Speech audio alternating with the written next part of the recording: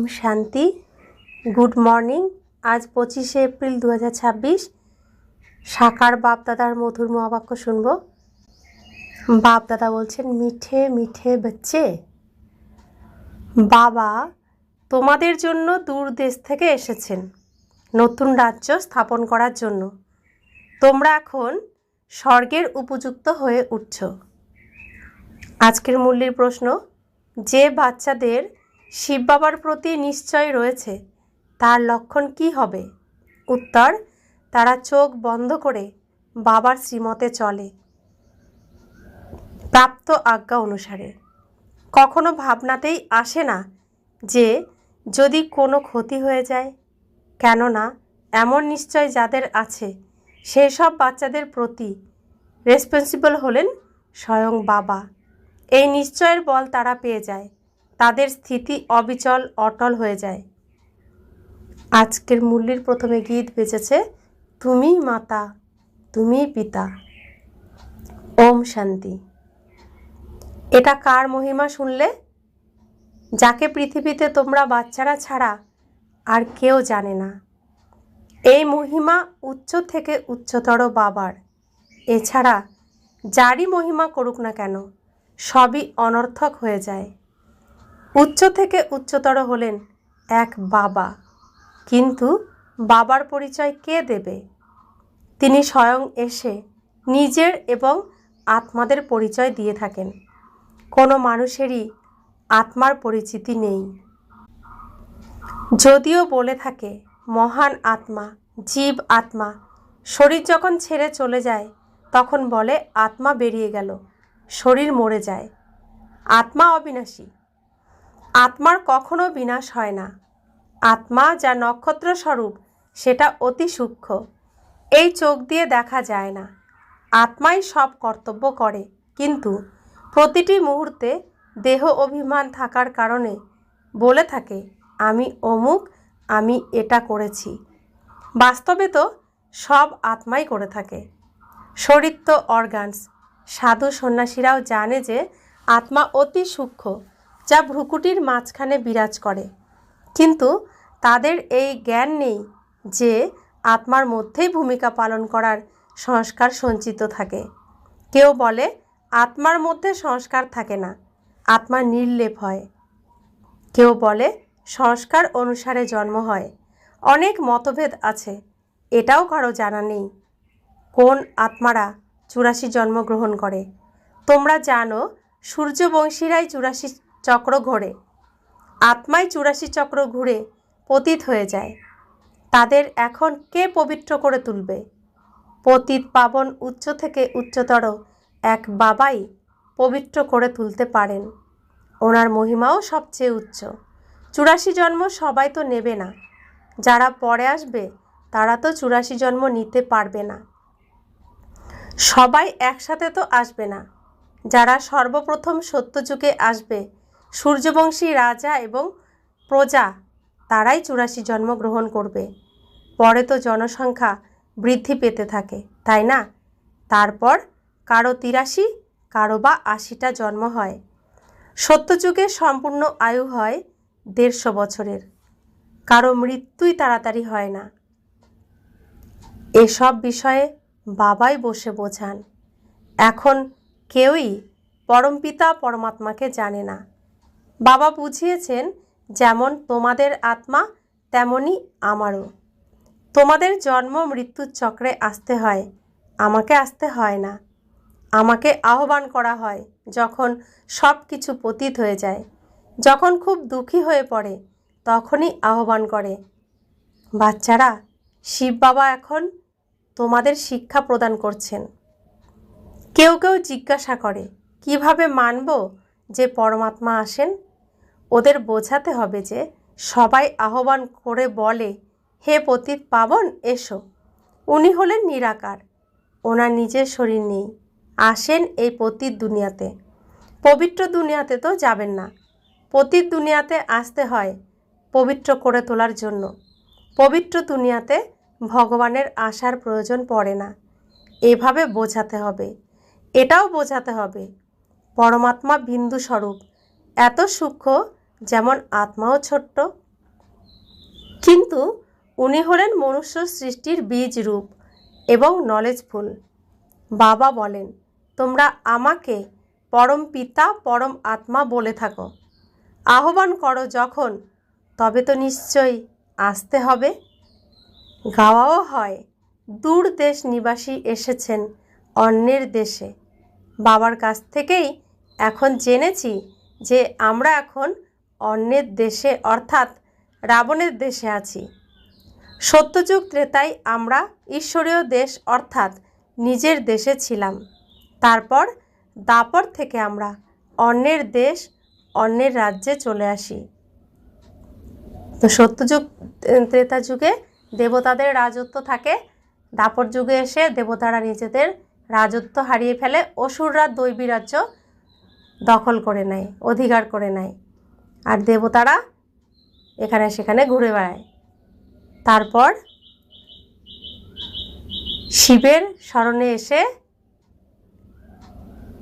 আশ্রয় নেয়, শিবের শরণে আসে। তারপর শিব বাবা নারী শক্তিকে জাগরিত করেন, নারী শক্তির সৃষ্টি করেন। সেই নারী শক্তির দ্বারা সমস্ত অসুরের বিনাশ করেন। আর এটাই হলো এই সৃষ্টিতে নাটক। আর এই নারী শক্তির দ্বারা বিনাশ কার্য চালাবেন এখন সেই সময়। তো বাবা বলছেন এটা হলো অন্যের দেশ। তা আমরা প্রত্যেকে নিজের রাজ্য হারিয়ে রাবণের রাজ্যে চলে এসেছি, অন্যের দেশে, পরের দেশে চলে এসেছি, বাম মার্গে চলে আসি। তারপর শুরু হয় ভক্তি। প্রথমে তো শিব বাবারই ভক্তি করে, শিবলিঙ্গকে কত বড় করে তৈরি করে, কিন্তু এত বড় তো তিনি নন। এখন তোমরা বুঝেছ যে আত্মা আর পরমাত্মার মধ্যে কি পার্থক্য আছে। তিনি নলেজফুল, এভার রেডি, পিওর, সুখের সাগর, আনন্দের সাগর। এটাই তো পরমাত্মার মহিমা। তাকে আহ্বান করা হয়, হে পতিত পাবন এসো। তিনি হলেন পরম পিতা, যিনি কল্পে কল্পে আসেন। দূরদেশ নিবাসী পথিককে আহ্বান করা হয়, তার মহিমা গাওয়া হয়। ব্রহ্মা সরস্বতীকে আহ্বান করা হয় না, আহ্বান করে নিরাকার পরমাত্মাকে। আত্মা ডেকে বলে, দূর দেশ থেকে এখন অন্যের দেশে এসো, কেননা সব পতিত হয়ে গেছে। আমিও যাই যখন রাবণ রাজ্য শেষ হতে চলেছে। আমি আসি সঙ্গম যুগে, এটা কারো জানা নেই। বলাও হয় উনি পরম আত্মা বিন্দু। আজকাল তো বলে থাকে প্রতিটি আত্মা পরমাত্মা এবং পরমাত্মা প্রতিটি আত্মা। আত্মা কখনো পরমাত্মা হতে পারে না। আত্মা পরমাত্মা দুই আলাদা, রূপ দুয়েরই একরকম। কিন্তু আত্মাকে পতিত হতে হয়, 84 জন্মের জন্য পার্ট প্লে করতে হয়। পরমাত্মা জন্ম মৃত্যু রহিত। যদিও আত্মাকেই পরমাত্মা বলা হয়, তবে কি শতপ্রধান পরমাত্মা তমপ্রধান হয়ে যায়? না, এটা তো হতে পারে না। বাবা বলেন, আমি আসি সব আত্মাদের সার্ভিস করার জন্য। তারা আমার জন্মের কথা বলতে পারে না। আমি আসি নরকবাসীদের স্বর্গবাসী করে তুলতে। তিনি স্বর্গ স্থাপনা করার জন্যই বিদেশে এসেছেন, লৌকিক সীমিত দুনিয়ায় এসেছেন। বাবাই এসে আমাদের স্বর্গের উপযুক্ত করে তোলেন। এটাও বোঝানো হয়েছে প্রত্যেক আত্মার ভূমিকা আলাদা আলাদা। পরমাত্মা জন্ম মৃত্যু রহিত, জন্ম মৃত্যু চক্রে আসেন না। পরমাত্মা আসেন তবেই তো শিবরাত্রি পালন করা হয়, কিন্তু তিনি কবে আসেন কেউ জানে না। না জেনে এভাবেই শিব জয়ন্তী পালন করে থাকে। তিনি অবশ্যই সঙ্গমে আসেন স্বর্গ স্থাপনা করার জন্য, পতিতদের পবিত্র করে তোলার জন্য অবশ্যই সঙ্গমেই আসবেন, তাই না? পাবন সৃষ্টি হলো স্বর্গ, আহ্বান করে বলে, পতিত পাবন এসো। অবশ্যই পতিত দুনিয়া বিনাশের সময় তবেই তো পবিত্র দুনিয়া স্থাপন করবেন। যুগে যুগে তিনি আসেন না। বাবা বলেন, আমাকে সঙ্গম যুগেই এসে পতিত দুনিয়াকে পবিত্র করে তুলতে হয়। এটা অন্যের দেশ, রাবণের দেশ, কিন্তু কোনো মানুষই জানে না যে রাবণের রাজ্য চলছে।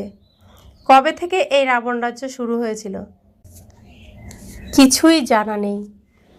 প্রধান বিষয়ই হলো আত্মা আর পরমাত্মার রহস্য বুঝিয়ে বলতে হবে। তারপর বোঝাতে হবে উনি কল্পের সঙ্গম যুগে আসেন পবিত্র করে তোলার জন্য। এই কর্তব্য পরমাত্মার, শ্রীকৃষ্ণের নয়। শ্রীকৃষ্ণ তো স্বয়ং 84 জন্ম নিয়ে নিচে নেমে এসেছে।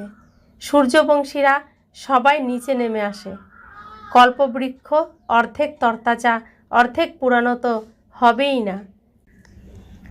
জরাজীর্ণ অবস্থা সব কিছুর হয়ে থাকে। কল্পের আয়ুও মানুষের জানা নেই।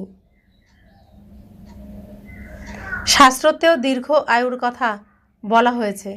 বাবাই এসে সব বোঝান। এর মধ্যে আর কোনো প্রশ্নই উঠতে পারে না। রচয়িতা বাবা সত্যই বলেন, আমরা এত সংখ্যক বিকে সবাই জানি, নিশ্চয়ই সত্য, তবেই তো মানি। তোমরা যেমন এগিয়ে যাবে এবং দৃঢ় বিশ্বাস জন্মাবে, তখনই বুঝতে সক্ষম হবে। প্রথমে মানুষকে এটাই বোঝাতে হবে পরমপিতা পরমাত্মা নিরাকার, দূর দেশ থেকে এসেছেন। কোন শরীরে এসেছেন? সূক্ষ্ম বতনে এসে তিনি কি করবেন? নিশ্চয়ই এখানেই আসতে হবে। প্রজাপিতা ব্রহ্মাকেও এখানে থাকা প্রয়োজন। ব্রহ্মা কে তাও বাবা বসে বোঝান। বাবা বলছেন, যার মধ্যে প্রবেশ করি সেও তার জন্মকে জানতো না, সুতরাং বাচ্চারাও জানে না। বাচ্চারা আমার হয় যখন আমি অ্যাডপ্ট করি। আমি এই সাকার শরীর দ্বারা বাচ্চাদের বোঝাই যে তোমরা নিজের জন্মকে ভুলে গেছো। এখন সৃষ্টিচক্র সম্পূর্ণ হতে চলেছে, তারপর আবার রিপিট হবে। আমি এসেছি পবিত্র করে তোলার জন্য, রাজযোগ শেখাতে। এছাড়া পবিত্র হওয়ার আর কোনো পথ নেই। যদি এই রহস্য মানুষ জানত, তবে গঙ্গা ইত্যাদি নদীতে স্নান করতে, মেলা তীর্থ ইত্যাদিতে যেত না। এই জলের নদীগুলিতে সব সময় স্নানই করতে থাকে, দাপর থেকে করে আসছে। মানুষ মনে করে গঙ্গায় ডুব দিলেই পাপ নাশ হবে, কিন্তু কারো পাপ নাশ হয় না। প্রথমে তাদের আত্মা আর পরমাত্মার রহস্য বুঝিয়ে বলো। আত্মারাই পরমাত্মা বাবাকে আহ্বান করে থাকে। তিনি নিরাকার। অর্গানস দ্বারাই আত্মা আহ্বান করে, অঙ্গ প্রত্যঙ্গ কর্মেন্দ্রিয় দ্বারাই আত্মা আহ্বান করে। ভক্তি করার পর ভগবানকে আসতেই হবে, এটাও ড্রামায় নির্ধারিত। বাবা বলেন, আমাকে নতুন দুনিয়া স্থাপন করার জন্য আসতে হয়। শাস্ত্রতেও লেখা আছে ভগবান সংকল্প করেছিলেন, সুতরাং ড্রামার প্ল্যান অনুসারেই সংকল্প উঠেছিল। প্রথমে এই বিষয়গুলো কিছুই তোমরা বুঝতে না, প্রতিদিন একটু একটু করে বুঝতে পারছ। বাবা বলেন, আমি তোমাদের নতুন নতুন অতি গুচ্ছ বিষয় শুনিয়ে থাকি, গম্ভীর আর গুরুত্বপূর্ণ বিষয় শুনিয়ে থাকেন। শুনতে শুনতে তোমরাও বুঝতে পারো। প্রথমে এমনটা বলতে না যে শিব বাবা পড়াচ্ছেন, এখন ভালোভাবে বুঝে গেছো। বোঝার জন্য আরও অনেক বিষয় আছে। প্রতিদিন বুঝিয়ে থাকি কিভাবে কাউকে বোঝানো উচিত। প্রথমে এই দৃঢ় বিশ্বাস থাকা উচিত যে অসীম জগতের পিতা বোঝাচ্ছেন, নিশ্চয়ই তিনি সত্য বলবেন। এতে বিভ্রান্তির কোনো ব্যাপার নেই। বাচ্চাদের মধ্যে কেউ পাক্কা, কেউ বা দুর্বল। কাঁচা হলে কাউকে বোঝাতে পারবে না। স্কুলেও নম্বর অনুসারে হয়, পড়াশোনার অগ্রগতি অনুযায়ী।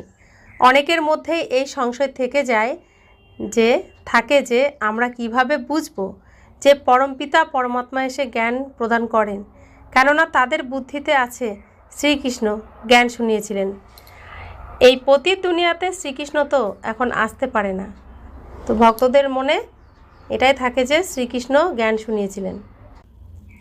বাবা বলছেন, এই পতিত দুনিয়াতে শ্রীকৃষ্ণ তো এখন আসতে পারে না, এটাই ওদের কাছে প্রমাণ করো পরমাত্মাকেই আসতে হয়, পতিত দুনিয়া আর পতিত শরীরে।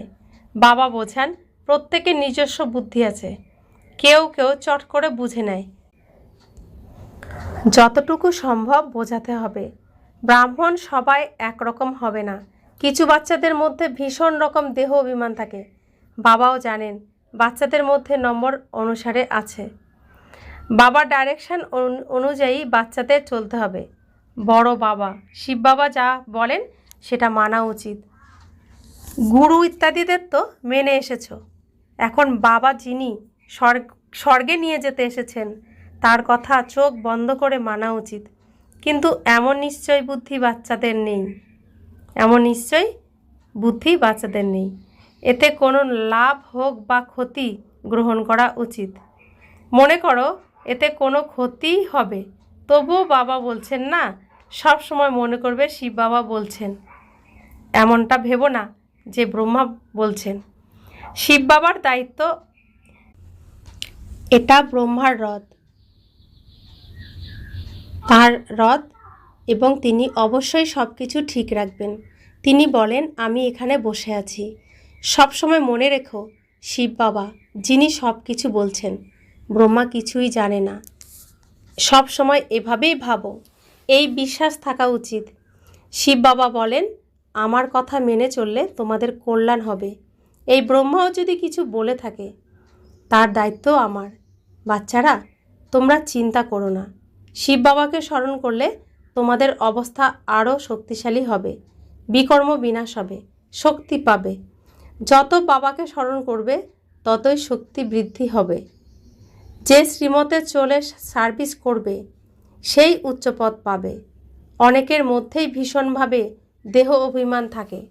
বাবাকে দেখো সব বাচ্চাদের সাথে কত ভালোবাসার সাথে যোগাযোগ রেখে চলেন, সবার সাথে কথা বলেন, বাচ্চাদের জিজ্ঞাসা করেন ভালোভাবে বসেছ, কোনো অসুবিধা হচ্ছে না তো।